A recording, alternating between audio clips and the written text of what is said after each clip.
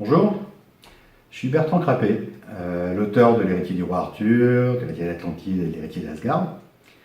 L'Héritier d'Asgard est sorti il y a 2 mois. La trilogie est terminée, ça y est, vous avez eu toutes les réponses, vous savez ce qui se passe, vous savez quelle était mon intention depuis le départ. Je vous fais ce petit cadeau, cette vidéo cadeau, parce que juste après, vous allez avoir des images d'une sorte de making-of. En fait, il s'est trouvé que j'ai été coincé. D'habitude, un auteur, on se contente d'un bureau comme ça, et puis ça suffit amplement à notre tête. Et là, la dernière grande bataille, j'ai pas pu la gérer uniquement dans ma tête. Et oui, depuis, j'ai fait plein de batailles, on en a vu plein, hein, sur terre, sur mer, dans les airs, aux enfers, voilà. Et tout était différent, utile ou inutile, justement. Moi, j'aime beaucoup les batailles inutiles, parce que je crois que les quêtes ne peuvent pas se résoudre à coups d'épée. Je il que la dernière, l'ultime, celle-là, elle était attendue. Les 9 mondes pratiquement sont en guerre devant Camelot, les dieux, les monstres, les géants, toutes les forces vives des terres de l'Ouest sont présentes. Et je voulais quelque chose de monumental, mais de très lisible. Il fallait que ce gagne une grande fluidité, une musicalité, il fallait que ce soit très scénarisé, comme une symphonie musicale, avec des mouvements. Et là, j'ai pas été capable de tout virtualiser dans ma tête, c'était pas possible. Et il me fallait une solution, parce que je la voulais cette bataille, je voulais surtout pas faire une bataille au rabais. C'était très important. Je pense que, bien sûr, vous avez lu l'Héritier d'Asgard, sinon je faisais beaucoup vous spoiler en regardant cette vidéo, mais je pense que vous avez apprécié cette bataille. Et pour arriver à ce grand moment, eh bien, j'ai dû trouver une solution. Au grand mot, les grands remèdes. Je vais vous montrer ça. Et donc, cette solution, finalement, elle était toute simple. C'est mon garage. Parce que il est un peu plus grand que ma tête, donc c'est pas mal pratique, on peut y faire des choses. Et là, pour la première fois de ma vie d'écrivain, j'ai pas eu le choix. J'ai dû créer une maquette. Alors une maquette très schématique. Mais néanmoins, il me fallait un lieu, une table, elle est là, avec plein de cartons de livres maintenant dessus. Tout s'est passé ici. Je me suis retrouvé 4 jours en plein mois d'août. C'était la canicule en plus. J'étais tout seul, ma famille était partie en vacances. Bref, j'avais qu'une chose à faire, c'était monter cette bataille. Je l'ai montée. Ce que vous allez voir après, c'est des documents de travail que j'ai filmés que pour moi. J'avais besoin de me remémorer, étape par étape. Bien sûr, vous allez vous rendre compte aussi que ce qui avait été prévu, c'est pas forcément ce que vous avez lu. Parfois, vous allez voir des personnages qui étaient censés mourir, qui étaient censés faire des actions, et puis finalement, ça n'a pas eu lieu quand même. Mais c'est pas grave. L'ordre général, les fameux mouvements de la bataille étaient posés. Ça m'a été vraiment nécessaire. Voilà. Là, vous avez l'envers du décor. C'est pas toujours la muse qui vient frapper à votre porte. C'est parfois un travail très concret. Mais je pense que ça en valait le coup et que vous avez apprécié la dernière bataille d'Héritier d'Asgard et mes 3 livres dans leur ensemble. En tout cas, je vous souhaite de passer d'excellentes fêtes de fin d'année et je vous dis à bientôt.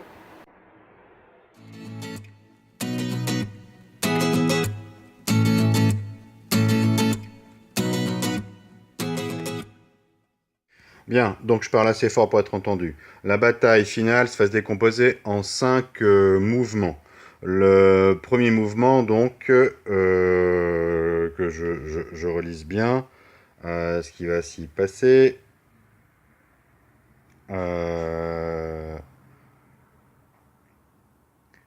Voilà, donc le relais va attaquer, Merlin rejoint Odin, blablabla. Donc ils arrivent tous. Alors, les héros. On a le château ici. Dans le château, on a justement Bjorn qui est redevenu un lion du roi avec Ulfren et Achillas.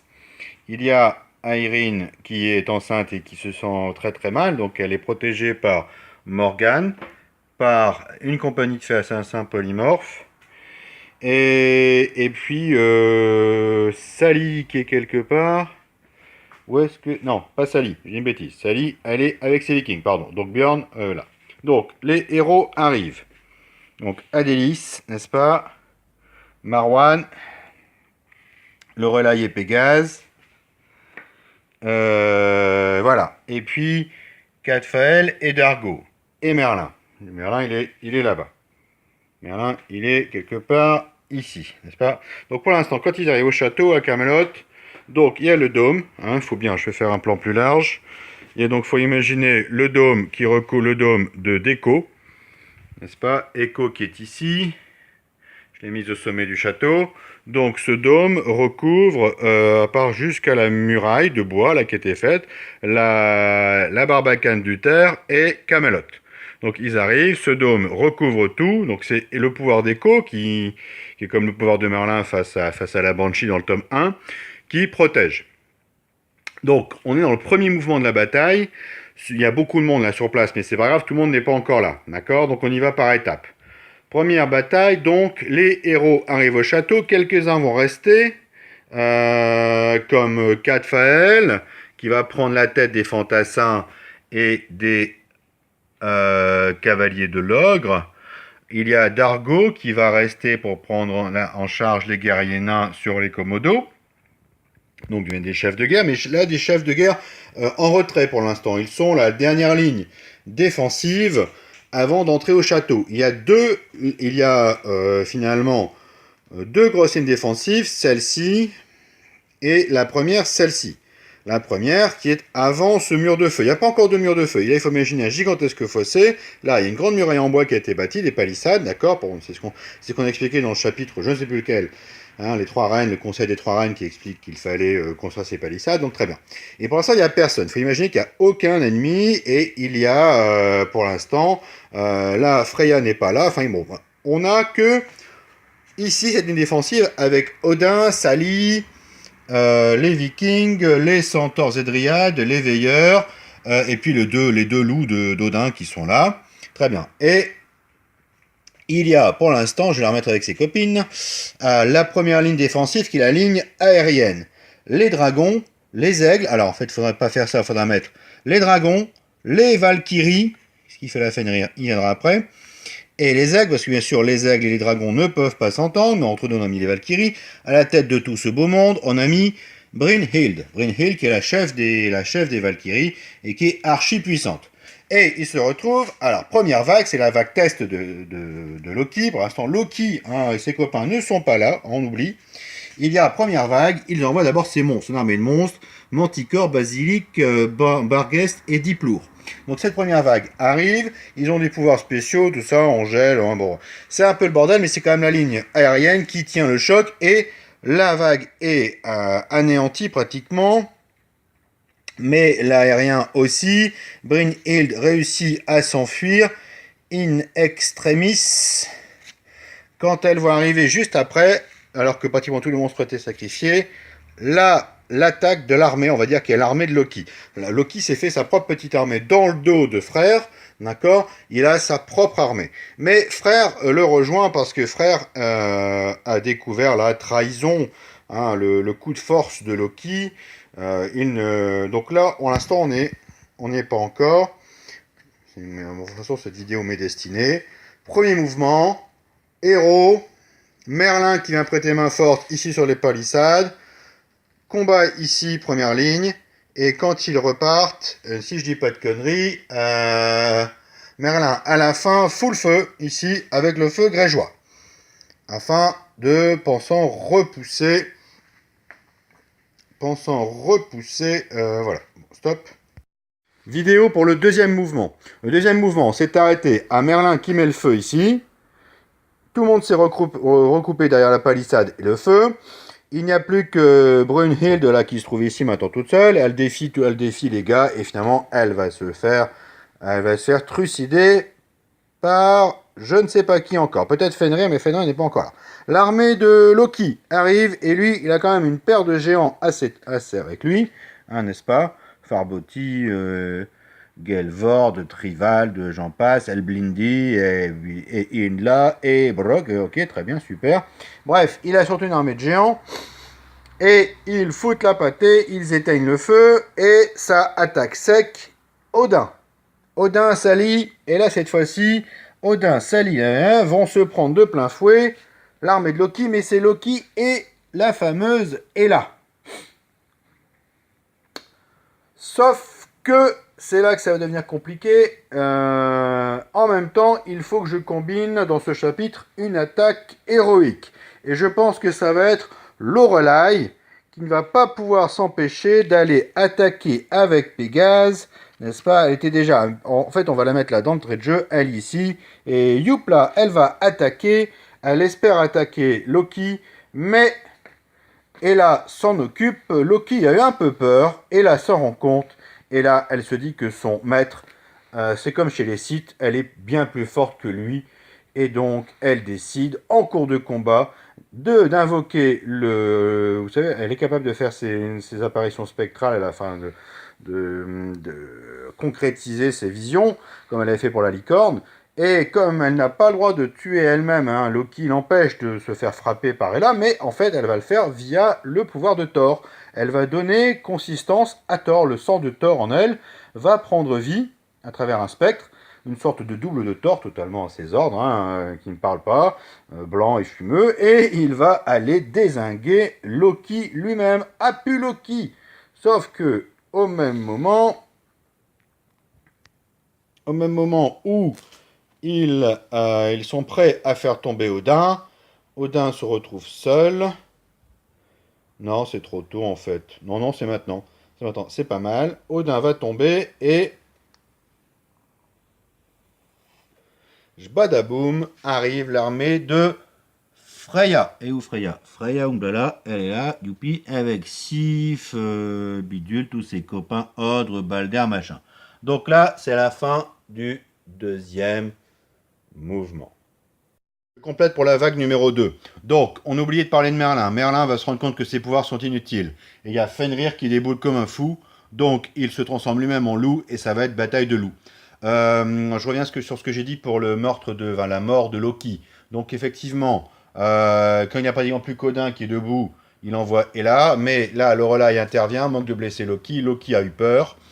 Et Ella se rend compte. Et là, justement, si je puis dire, elle se retourne contre lui, elle comprend qu'il est temps de se libérer de la tutelle de Loki, et elle veut tuer Odin pour son propre compte.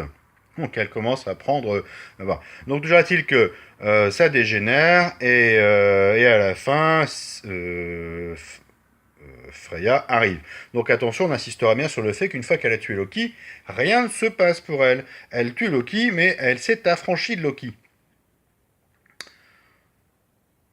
Donc voilà, c'est la mort de Loki ne suffira pas, il faudra donc qu'elle meure elle-même. Donc Lorelai a pu blesser Loki parce que son arme, son sabre, était bien entendu baigné dans le sang de Krimatan. Donc on arrive à la phase 3, je fais une vidéo pour la phase 3. Vidéo de la phase 3. Alors qu'on pouvait croire que Odin, secouru par Freya, tout ça, allait reprendre du poil de la bête, il y a quand même en phase 2 encore Ella qui est toute puissante, et Ella, j'ai arrêté de dire Ella, mais il lui reste il lui reste pas grand monde en fait, Ella, mais il y a un moment de doute, et boum, arrive Frère, qui a été mis au courant, on ne sait pas comment, il faut que je trouve une astuce, enfin qui avait suivi de loin, il se doutait bien qu'il allait se faire trahir par Loki. Il arrive et là déboule la gigantesque armée des elfes samouraïs, entre autres. Bon, bien entendu, il a à ses côtés les Ulfrak, il est sur Gull, sur sanglier, et puis il a tous les dieux renégats, essentiellement des vannes. D'accord. Donc, il y avait, il ne faudra pas oublier d'en parler, dans les arbres, dans la forêt à côté, Thomas de Montrouge et les archers, qui font un carnage parmi les samouraïs jusqu'à ce que Skadi, qui est la déesse archère, abat Thomas et le tue. Là, cette fois-ci, Odin et ses dernières forces et les quelques dieux sont en sous-nombre. Il y a Ella et Frère qui prennent leur tête. Toujours est-il que ça devient très compliqué. Il passe derrière la Barbacane, espérant que le dôme... Alors, on va dire que le dôme, justement, de déco va jusqu'à la Barbacane du Terre. Hein. Je mets ma main comme ça, ici. Voilà, la Barbacane du Terre. Mais il y a intervention du fameux Surt, qui est très important dans Ragnarok. Surt va envoyer son épée enflammée, d'une puissance dingue, briser ce dôme. Il va embraser le dôme. Pendant un instant, on peut croire qu'il y a une sorte d'explosion nucléaire sur Camelot. On ne voit plus rien qu'un dôme de feu. Mais Echo, dans un dernier manière de résister, parvient à contenir et ne pas s'effondrer sur elle-même, ne pas faire exploser le château.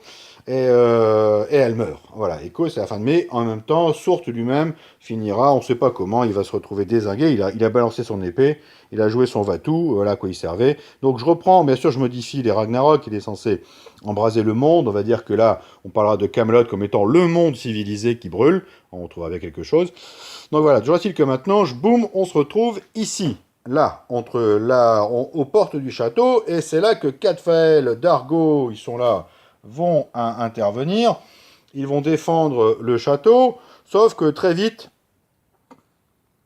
il va falloir faire des choix, parce qu'il y a tous les samouraïs qui arrivent, et les portes du château vont être défoncées à coups de bourrasque. Alors on va dire qu'il y a les dieux qui vont, le dieu des vents, il y aura blablabla.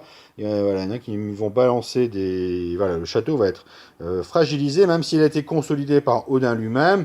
Il va y avoir des... même si la porte va tenir, on va imaginer qu'il y a des failles, voilà, il y a des trous dans les murs qui vont se créer, et des soldats, des dieux vont réussir à s'infiltrer, donc il va y avoir bataille devant et bataille derrière, d'accord. Devant, c'est là qu'il va falloir régler le problème d'Ella. Donc je vérifie juste sur ma feuille. Hein, je vérifie juste sur ma feuille le quatrième mouvement. Donc c'est là qu'on parle de Roméo et Juliette, si je dis pas de bêtises. Non, mais non, pardon. Donc voilà. Et ça va finir par... Eh mais j'ai déjà fait dans le... Qu'est-ce que j'ai merdouillé là? J'ai déjà tué Loki dans le mouvement précédent. Ah là là, bon, enfin je revois tout ça. Peut-être que Loki mourra là. Ah là là, je suis pas très clair. Bon, c'est pas grave, je pause. Faut pas oublier les héros. Pendant ce temps-là, il y a quand même Adélis qui a décidé qu'elle allait aller se battre aux côtés de son mari, c'est normal. Achillas, enfin Bjorn reste à côté d'Aeryn, sauf que Ulfren Pazak, Achillas, vient au secours de son roi et il se rend compte que au même moment, il y a Cadfael qui est gravement blessé, il faut le rentrer pour qu'il soit soigné par Morgane ou les fées, hein, et il se rend compte qu'Adélis aussi a été gravement blessé, et c'est Sally qui ramène Adélis au château. Donc les têtes commencent un peu à tomber. Marwan, qui était toujours resté, on oubliait Marwan, avec Cadfael, parce que Cadfael lui a fait promettre de rester avec lui, le temps que... voilà. Ils se rendent bien compte que... et là, il découvre que Eline, en fait, hein, et là, Eline... n'a pas été sauvée en fait, elle est toujours aussi mauvaise, et c'est là un peu la panique. Quand Marwan voit Cadfael tomber, gravement blessé, il joue son Vatou, et c'est là le grand chapitre où il va tuer Eline par amour, et avant de mourir, ses lèvres vont se déposer sur celles d'Eline, et la petite poussière, c'est la femme qui va se déposer, c'est son amour, hein, et il meurt. Eline se réveille, et voilà. Voilà, on a la fin du quatrième mouvement, on finit là-dessus. Roméo et Juliette. Dans le dernier mouvement de la bataille, c'est le plus important. Enfin, il y a Eline qui maintenant est sauvée, il reste un chapitre maintenant en tant qu'héroïne. C'est très important. Et on est dans la cour du château. Bon, c'est n'importe quoi ici, mais c'est pas grave. Aeryn, on en parle un petit peu, une sorte de salle de soins, enfin la salle du trône qui est devenue le dernier bastion fortifié. Il y a qui est attaqué. Donc les fées polymorphes se battent. Bon, en fait, le château est totalement infiltré de partout. Ça se bat à l'extérieur, il y a encore des géants, il y a encore les dieux, il y a des dieux à l'intérieur. Il n'y a plus que maintenant dans la cour centrale du château, on ne voit plus que les dieux survivants qui étaient avec Freya et Odin. Et on voit Frère qui arrive avec ses vannes. Voilà. Ils approchent. Et au moment où, donc finalement, Frère réussit à transpercer Odin, n'est-ce pas? Alors, il fout une pète à sa sœur, mais au moment où il s'approche pour l'achever, Frère est tué par Eline, totalement toute puissante, hein, voilà, qui est devenue une déesse de la mort, toujours une nécromancienne des divines, blablabla. Eileen se penche sur le corps d'Odin mourant. Elle essaie de retirer l'épée, il le refuse. Il est à côté Merlin maintenant sous forme de loup. Il y avait donc la voyante, là, comment elle s'appelle la voyante Gulveig. Gulveig qui elle-même est mourante dans un coin, hein, et elle sourit, elle est heureuse parce qu'elle voit sa vision se réaliser. Une déesse maudite, enfin une déesse de la mort, à côté d'un loup, tenant l'épée qui a transpercé le ventre d'Odin. Sauf que la prophétie n'était pas... Elle l'avait mal interprétée. Aussitôt, Eileen file voir ses parents blessés, qui sont à moitié morts. Il y a encore l'attaque d'autres dieux. Elle détruit le mur comme l'avait fait Galahad, hein, donc le mur qui donne vers la grande plaine. Et elle demande à tout le monde la reddition. Voilà, sa voix porte, les samouraïs s'arrêtent, quelques géants refusent, et elle leur met leur pâté. Et ça se finit par le cri d'un... Ah oui, elle file sauver Marwan qui est mourant, qui est mort en fait. Hein. Donc elle n'hésite pas, elle s'ouvre les veines et lui fait boire de force son sang extrêmement puissant. Donc on est vraiment dans la thématique vampire, n'est-ce pas, la vampire fantasy et divin. On y va, c'est la totale. Et Marwan se réveille un peu palo, n'est-ce pas, avec des canines un peu plus longues, mais néanmoins totalement heureux d'être là. On ne lui mettra peut-être pas de canines. Et, et elle-même, elle a toujours... Oui, ben voilà, très bien comme ça. Est-ce qu'elle a des canines, Aileen? Je lui enlève peut-être les canines. Bon, bref, elle a retrouvé... Ouais, peut-être qu'elle va perdre ses canines, mais c'est pas grave.